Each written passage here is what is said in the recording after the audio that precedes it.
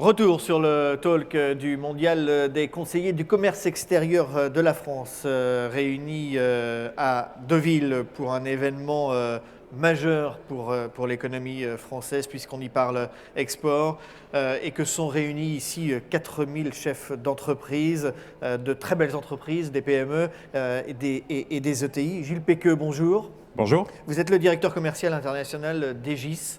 Egis, alors c'est un groupe que les Français connaissent peut-être pas forcément parce que vous travaillez souvent, en back-office. Vous êtes un groupe international d'ingénierie, de montage de projets, d'exploitation. Vous travaillez sur des chantiers qui sont des chantiers majeurs, structurants pour l'économie des pays.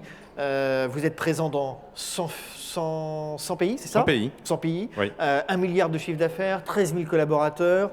Vous êtes une filiale de la Caisse des dépôts. À 75%, oui. À 75%. Et 25% sont les 404 du groupe. Alors, expliquez-nous et précisez-nous un peu l'activité d'Egis. Alors, Egis est un groupe d'ingénierie sur un format unique. Bon, d'abord, c'est le plus grand groupe français d'ingénierie en infrastructure de transport, en infrastructure au sens large, et de loin, quand j'ai dit le plus grand, et de loin le groupe français le plus gros.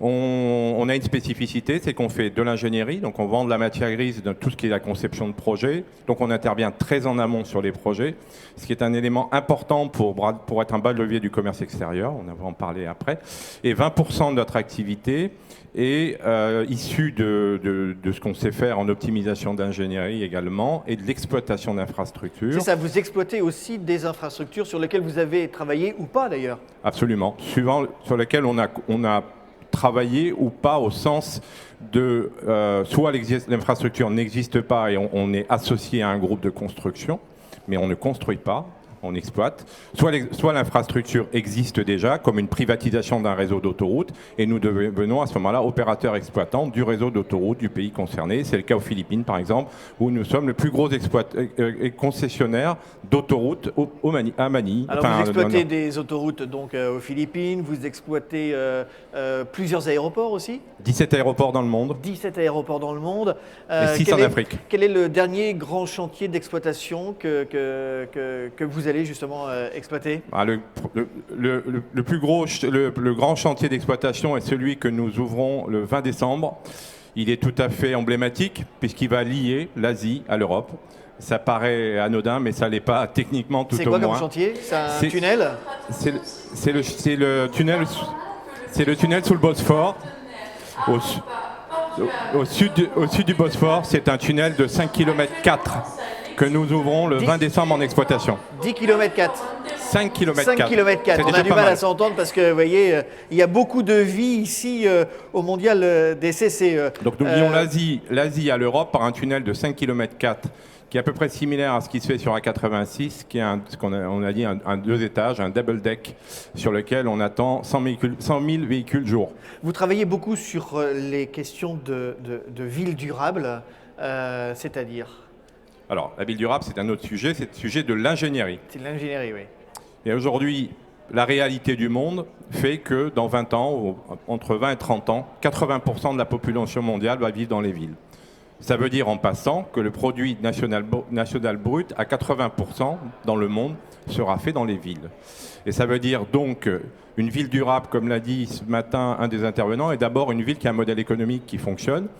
Et on sait également que les émissions de gaz et toute la problématique énergétique est générée par les villes. Donc une ville durable, c'est une ville qui tend vers des émissions de gaz, on ne va pas dire zéro, mais qui décroît, et vers une utilisation des énergies fossiles qui décroît également. Donc la ville va considérablement se transformer elle a déjà commencé, hein, les grandes zones urbaines ont déjà commencé à totalement muter, à changer de visage. Vous travaillez en amont de ces grands chantiers, et c'est un peu pour ça que vous êtes là en fait. C'est pour dire aux PME, suivez-nous, montez dans le wagon, nous on sait quels sont les chantiers qui vont se dessiner, qui vont se réaliser dans les années futures. Oui, j'aime bien votre mot en amont avec votre geste, c'est exactement ça. D'abord, on est un intégrateur, on est un global player, et surtout que nous sommes un prescripteur, donc ce qui veut dire que en amont, c'est le chef d'orchestre, c'est celui qui écrit la partition de la musique.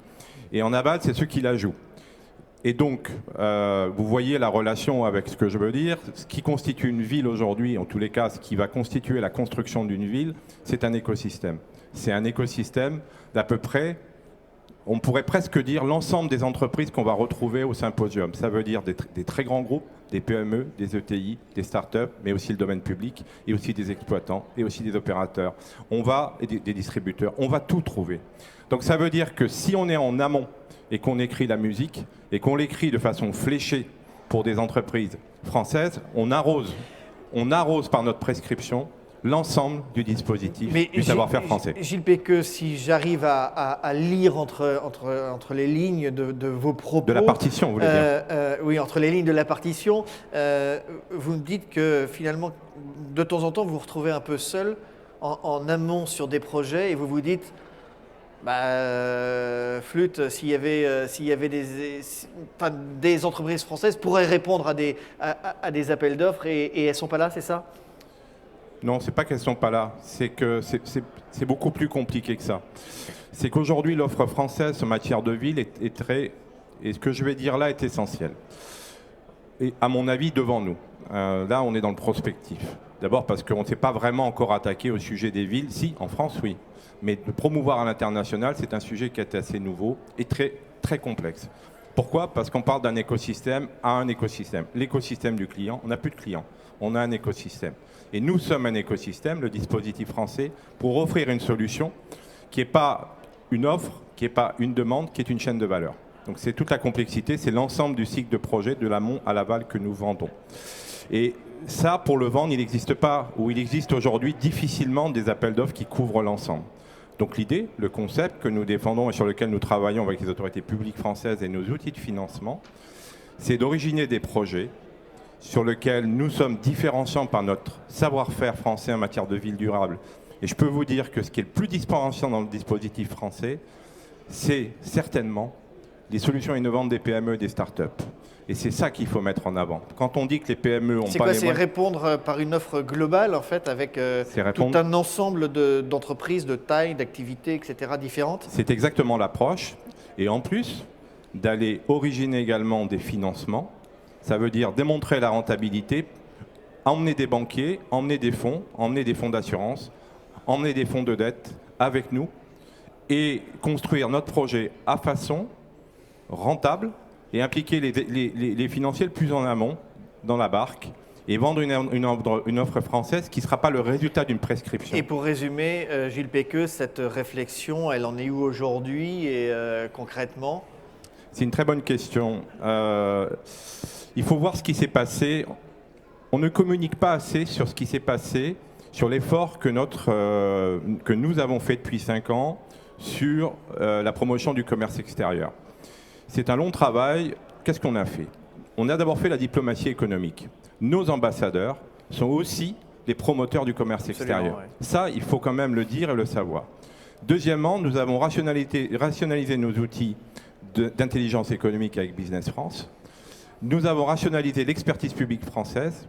Et ce qui nous manque aujourd'hui, c'est le véhicule de financement. Et je précise aussi que pour les entreprises, sur la ville durable, nous avons exprimé l'offre française. Ça veut dire qu'aujourd'hui, si vous me posez la question, et si on a le temps, et si on n'a pas le temps, je l'expliquerai plus tard au pitch. On n'aura pas le temps. Qu'est-ce qui caractérise l'offre française? Pourquoi elle est différenciante? On sait le dire. Et comment cibler des projets où nous aurons des plus-values différenciantes? Nous savons le faire. Donc aujourd'hui, on a tout, pratiquement, constitué l'équipe de France par projet. Il nous manque l'origination de projets sur la partie financement. On y travaille. Merci Gilles Péqueux, directeur commercial international chez Egis. Merci d'être venu sur ce plateau du Mondial des conseillers du commerce extérieur de la France, réunis ici à Deauville. Merci. Merci.